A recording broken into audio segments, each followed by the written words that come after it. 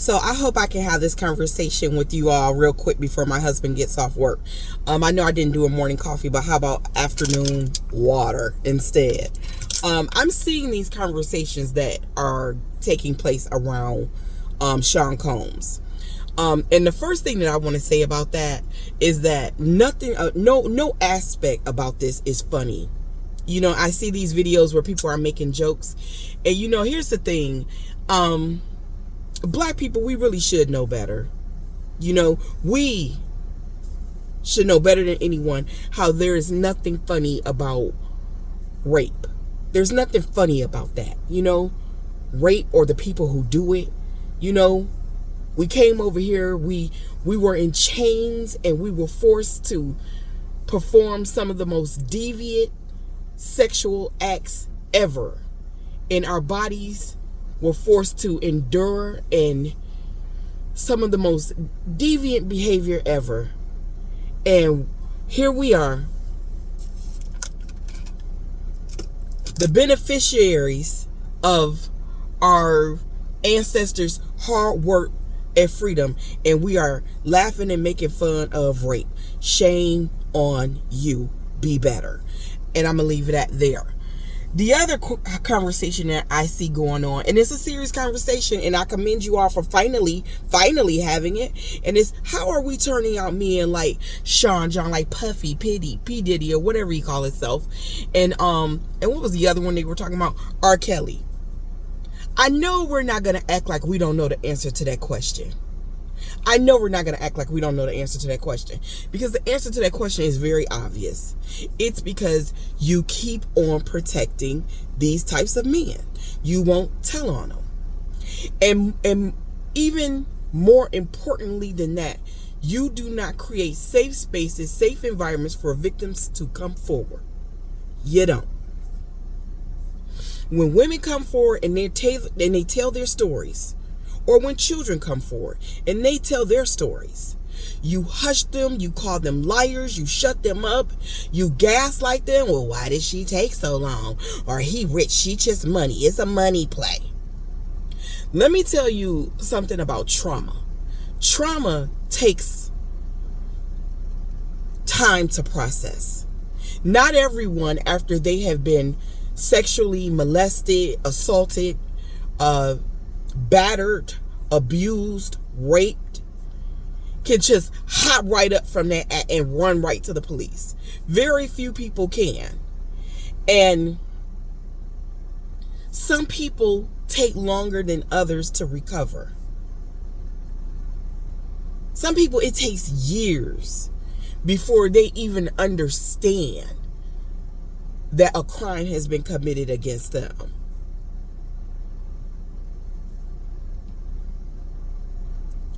Some people are just not brave enough to do it, and I absolutely understand. And some people just want to block it out and try to forget it because it's so traumatizing. And then you have people who are second guessing them when they do, and they see what you do to other victims. They see how you handle them. They see how we treat them, and then they say, I'm not putting myself through that.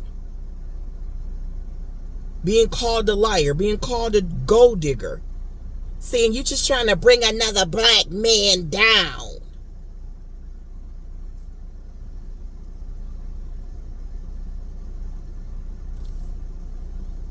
You won't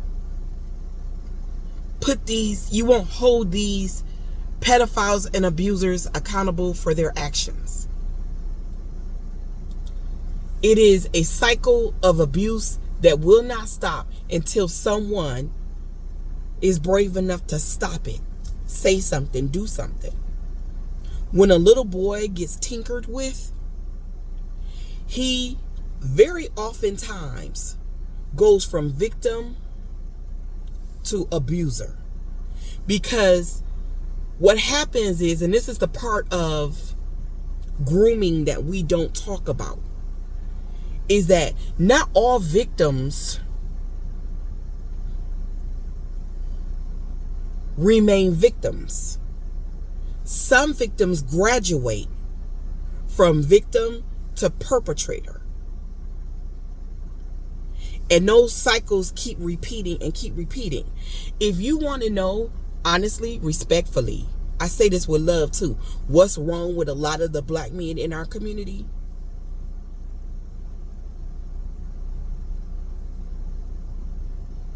That's what's wrong with them.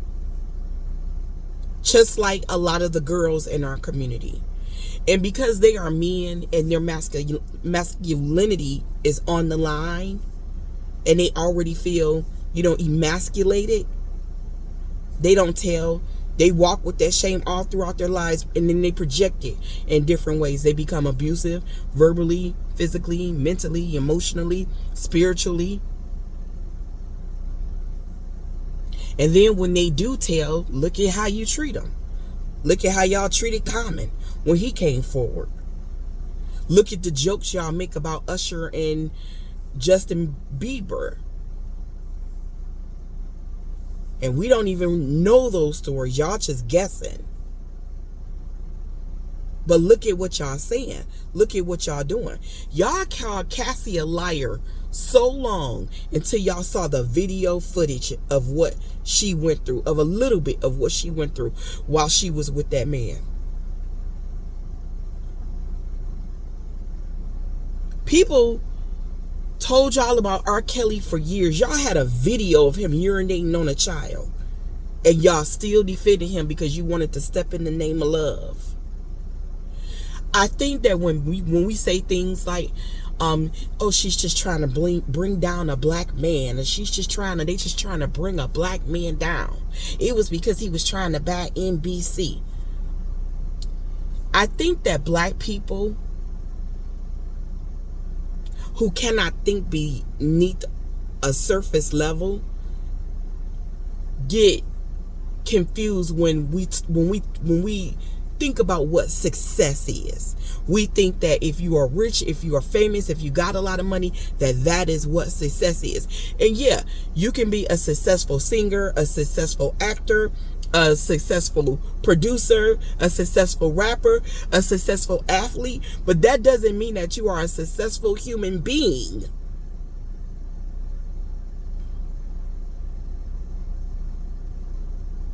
It's natural when we see all the way the setup is against us as black people to want to root for black people and cheer black people on, and to not want to see their downfall, and to want to protect them. But y'all protecting these types of black men in our community under the guise of protecting blackness, y'all gotta stop.